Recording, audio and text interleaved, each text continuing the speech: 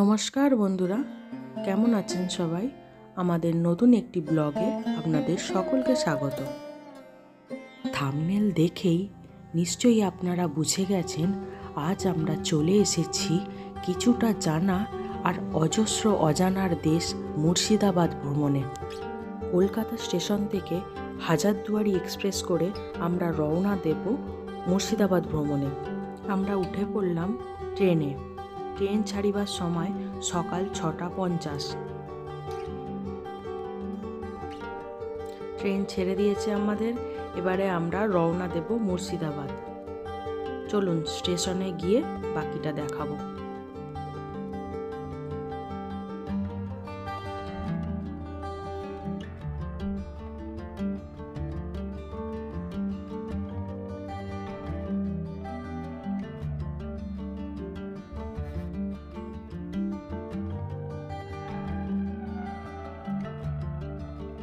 এই ট্রেনে জেনারেল কম্পার্টমেন্টে আমাদের ভাড়া পড়েছে মাথা পিছু 75 টাকা।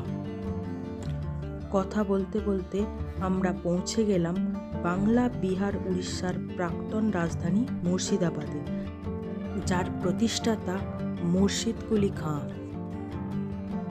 এই মুর্শিদাবাদের পূর্ব নাম ছিল মুকসুদাবাদ, তারও আগে নাম ছিল সৈদাবাদ।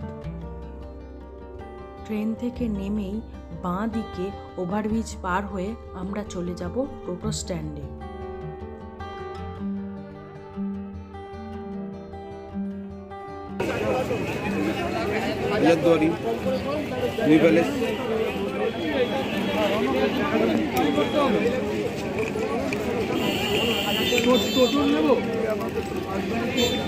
ইমামবাড়া খোলা থাকবে আজকে? ইমামবাড়া না, ওটা বছরে 10 দিন মহরম না।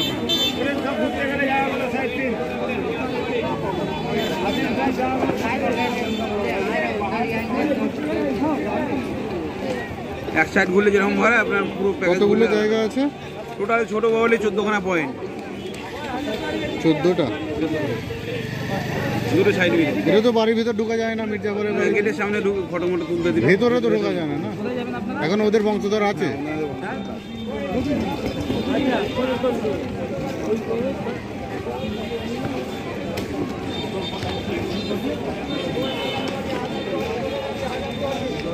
কত করে না? গঙ্গার উপর।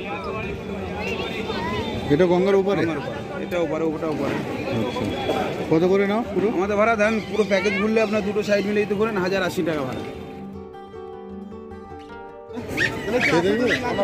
টক লেবু নিয়ে আসবো, 60 হলে হয় না, 50 টাকা নেন।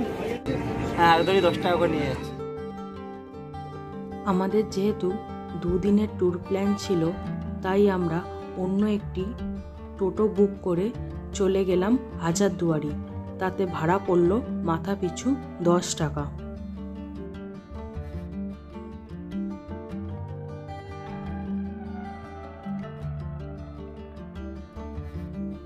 এই হলো হাজারদুয়ারির মেন গেট। ঢুকেই বাঁ দিকে ব্যাগ জমা করতে হবে। এখানেই ব্যাগ জমা করে দিয়ে আমরা চলে গেলাম টিকিট কাউন্টারে টিকিট কাটার জন্য। টিকিট মূল্য মাথা পিছু 25 টাকা। হাজারদুয়ারি আর ইমামবাড়ার পরবর্তী ভিডিও দেখতে চ্যানেলটি সাবস্ক্রাইব করে রাখুন।